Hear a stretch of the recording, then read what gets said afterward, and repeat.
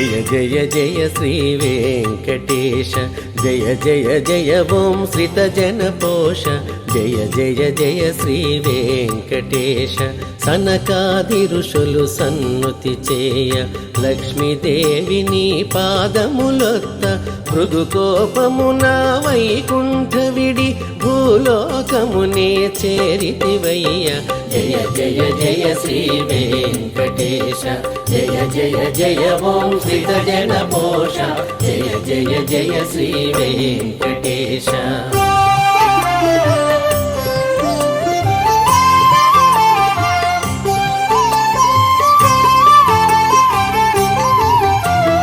వల్మీకమున దాగియుండగా రుద్రుడి గోవై పాలివ